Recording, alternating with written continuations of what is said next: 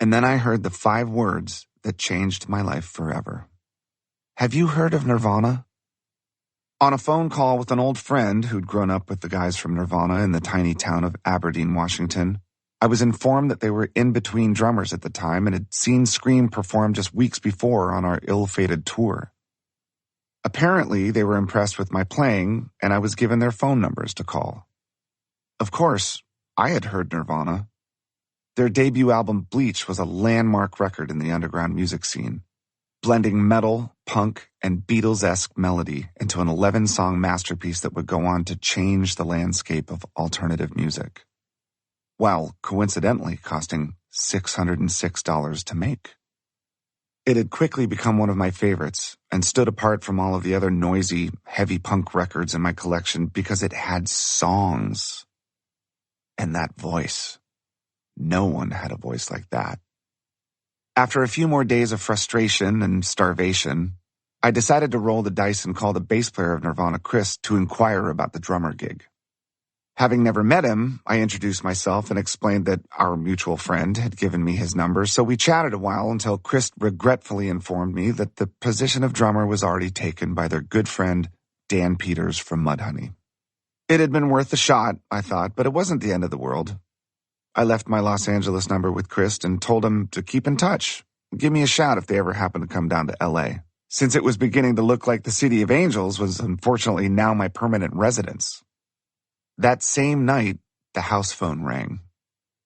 It was Krist calling back. Seems he had given the matter more thought. Maybe you should talk to Kurt, he said. Danny Peters, although an amazing drummer in his own right, had a very different style than mine, playing with a more 60s rudimental feel as opposed to my simplistic Neanderthal disco dynamic, which seemed a bit more up Nirvana's alley. Plus, Krist and Kurt felt a bit guilty taking Danny from Mudhoney, one of their favorite bands of all time. So I immediately called Kurt and we talked music for a while. From NWA to Neil Young, Black Flag to the Beatles, the Cramps to Creedence Clearwater Revival, we found that we had a lot in common musically and that an audition might be worth pursuing. Well, if you can make it up here, just let us know, he nonchalantly said in a drawl the world now knows. We said goodbye, and I was now faced with one of my life's most difficult decisions. From the day I joined Scream, I'd felt part of a family. Though I was much younger than Pete, Franz, and Skeeter, they always treated me as an equal, and we became fast friends, spending almost every day together, tour or no tour. I'd spent the most important, formative years of my life with them, discovering music, discovering the world, and in turn, discovering myself. So, to move on and leave them behind in that sinking ship pained my heart in a way I had never felt. Even more than saying goodbye to my own father when he disowned me for dropping out of high school. We had always been in this together, all for one and one for all, and we had overcome so much shit. But there was a finality to this new crisis that made me question my future.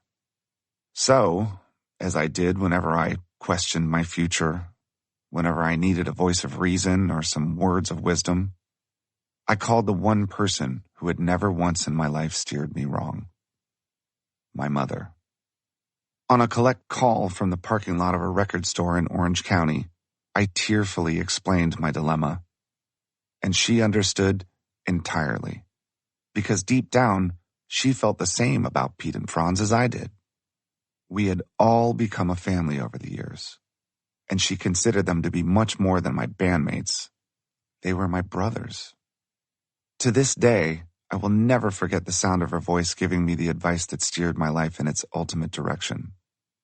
David, I know that you love your friends, but sometimes you have to put your needs ahead of others. You have to take care of yourself.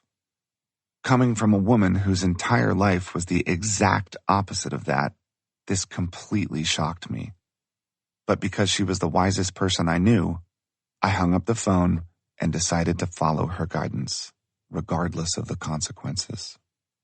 I packed up my duffel bag, my sleeping bag, and my drum set into a cardboard moving box and headed up to Seattle, a town I'd only visited once and where I knew virtually no one, leaving one life behind to start another one.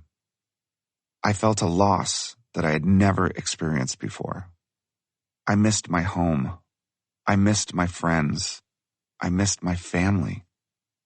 I was now truly on my own, back to square one, starting over. But I was still hungry. And having never been one to let my wheels spin, I had to keep going.